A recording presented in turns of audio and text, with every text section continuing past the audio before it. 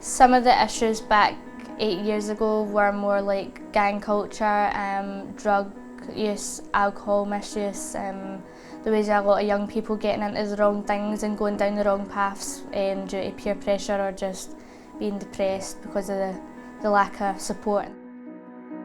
A lot of the gangs were fighting a lot in the main street, a lot of weapons being used. A glass bottle had smashed right at my feet and there was tiny shards of glass stuck in my trousers, and that's when I decided that I didn't want to go down that road. A lot of the young people I work with, they come from chaotic backgrounds. Their parents have mental health problems, drug, alcohol addictions, and some are living in poverty.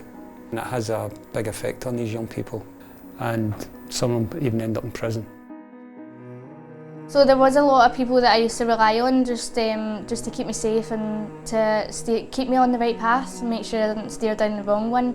But there was other people that I thought I could rely on, which didn't turn out quite as good as I thought. I was going down the wrong paths in school. I was getting bad grades and I wasn't listening to anyone and I wasn't doing things that were best for me. I was going through a lot at home, so it was kind of hard to keep my head in the right place.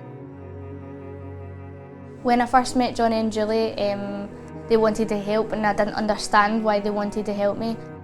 A life like that then, that we thought was just normal, to be honest with you. We thought it was just normal until just gradually she kind of began to open up to us.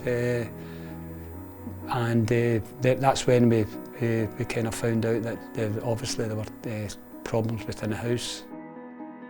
Somebody like Morgan that first comes to us, what they need is people that's going to listen to them, believe in them and support them. Things weren't right at home and things weren't right at school, so I decided that I wanted to take a completely different route. I decided that I wanted to move school. Johnny and Julie both helped me fill out applications and both helped me choose the right school to go to. Julie actually became my emergency contact.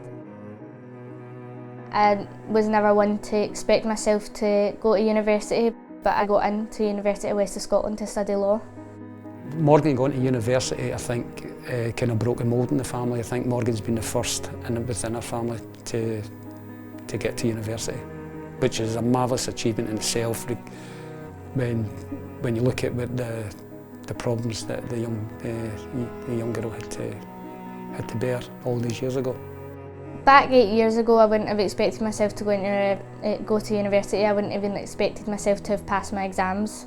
But with just working with Johnny and Julie for all these years, I kind of built the confidence up.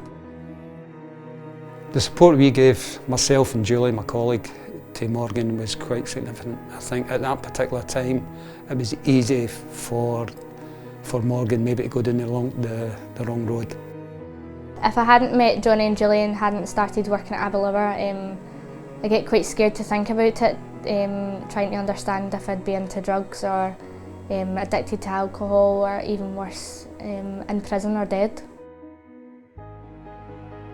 In the future, I'm hoping to graduate university with my bachelor's degree in law, hopefully working with Aberlour to help change the lives of families and young people who went through the same as me.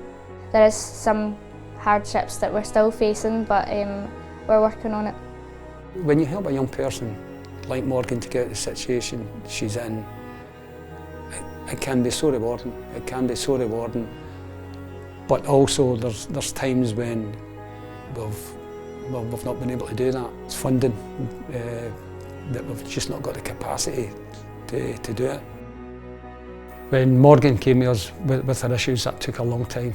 That took a number of years, and it's still ongoing. I feel like when I first met both Johnny and Julie, I was kind of scared and kind of awkward to open up to them, but I think that's just normal for people who go through things in life. But as time went on, we built really great relationships, and I feel like they're both kind of like parent figures now. A lot of the youngsters we're working with, it's not a quick fix. It's got to be long-term funding.